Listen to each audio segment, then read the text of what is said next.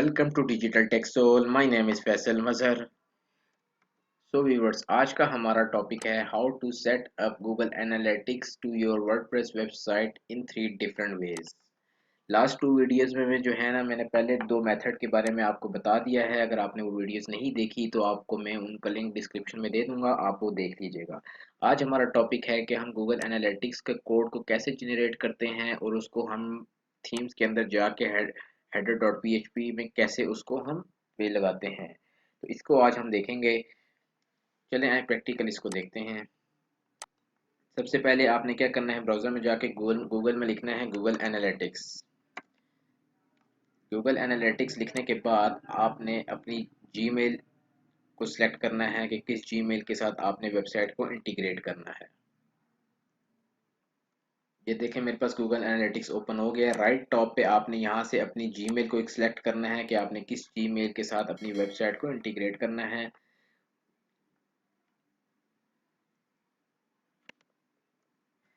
आपकी अपनी जीमेल की स्क्रीन शो होने के बाद यहाँ पे अगर आपने अकाउंट नहीं बनाया हुआ पहले का तो आपने जस्ट आपके पास लिखा आ रहा होगा स्टार्ट मयरिंग, ठीक है, आपने उस पर क्लिक करना है तो आप वो सारा काम पे प्रोसेस सिंपल नेक्स्ट नेक्स्ट करते जाना तो हो जाएगा। अगर आपने अकाउंट बनाया हुआ है तो आपने यहाँ पे नीचे आना है एडमिन पे। एडमिन पे आके यहाँ क्रिएट प्रॉपर्टी पे आपने क्लिक करके कोड जनरेट करना है। यहाँ पे क्लिक करना है, यहाँ पे आपने अपनी कंपनी का नाम लिखना है और यहाँ से आपने अपनी कंट्री को सिलेक्ट करना है।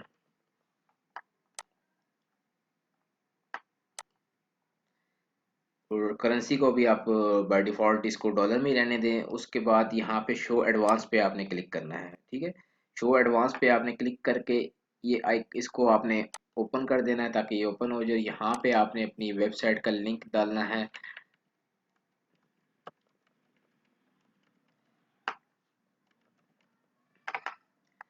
उसके बाद आपने create a universal analytics property only, इसको आपने सिलेक्ट कर देना है। इसको सिलेक्ट करने के बाद आपने यहाँ से नेक्स्ट का ऑप्शन दबाना है और यहाँ से आपने फिर अपनी कैटेगरी सिलेक्ट करनी है कि आपकी कैटेगरी कौन सी है। कैटेगरी सिलेक्ट करने के बाद आपने यहाँ से बिजनेस देना है कि मीडियम साइज है आपका कितना है, मैं स्मॉल कर देता हूँ इसकी आप। उसके बाद यहाँ से आपने सिलेक्ट करना है कि आप गूगल एनालिटिक्स से क्या चीज़ हासिल करना चाहते हैं। मैं कहता हूँ कि मैं मेजर करना चाहता हूँ कस्टमर इंगेजमेंट जो हमारी वेबसाइट पे आएंगे। उसके अलावा इंक्रीज़ करना चाहता हूँ कि मैं उनको कन्वर्ट कर सकूँ, कन्वर्जन रेट जो होता है। उसके अलावा मैं लीड जनरेशन पे क्लिक कर देता हूँ। अगर आप इन सब पे ऑल पे क्लिक करना चाहें तो आप वो भी कर सकते हैं। उसके बाद आपने यहाँ पे क्रिएट कर देना है। क्रिएट करने के बाद यहाँ पे आपको अभी एक कोड जनरेट होगा। ये देखिए ये कोड जो है ना आपको गूगल इनसाइड के अंदर आपको ये कोड शो हो चुका है। आपने इसको कॉपी कर लेना है। कॉपी करने के बाद आपने अपनी वेबसाइट पे जाना है, डैशबोर्ड पे, वर्डप्रेस के डैशबोर्ड पे जाना है। डैशबोर्ड पे जाने के बाद यहाँ पे अब देखिए यहाँ पे जो है ना कोड को पेस्ट करने के 2 तरीके हैं। पहला तरीका ये है कि आप अपीयरेंस पे जाएं, थीम एडिटर पे क्लिक करें। थीम एडिटर पे क्लिक करने के बाद यहाँ राइट साइड पे जो है ना आपको ये देखें, राइट साइड पे आपको जो है ना यहाँ पे अपने सर्च करना है header.php।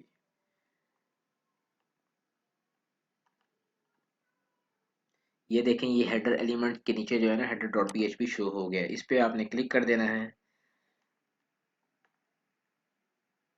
इस पर क्लिक करने के बाद ठीक है, ये बहुत सेंसिटिव जगह होती है, यहाँ पे आपने ख्याल से वो कोड को पेस्ट करना है। यहाँ पे देखिए ये हेड है और ये हेड क्लोज हो रहा है, इसके बीच में हमने वो कोड को पेस्ट करना है। मैं यहाँ पे इसकी जगह पे ना कोड को पेस्ट कर देता हूँ।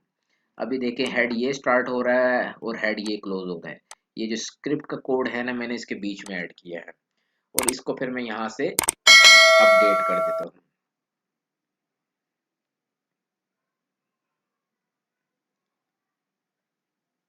और ये देखें फाइल अपडेट हो गई है सक्सेसफुली। अब हमने देखना है कि ये हमारा कोड इस थीम के अंदर ऐड हुआ भी है कि नहीं। वो कैसे देखेंगे, आपने विजिट साइट करना है। ये देखिए ये आप अपने होम पेज पे फ्रंट व्यू पे जो है ना आप आ चुके हैं। अब यही वेबसाइट को मैं यहाँ से कॉपी करता हूँ और किसी और ब्राउज़र पे ओपन करता हूँ। ये किसी और ब्राउज़र पे मैं जाके इसको पेस्ट करके इसको मैं यहाँ पे ओपन करता हूँ। तो अब हमने यहाँ पे ये देखना है कि हमारा ये जो कोड है ये सक्सेसफुली हुआ है कि नहीं।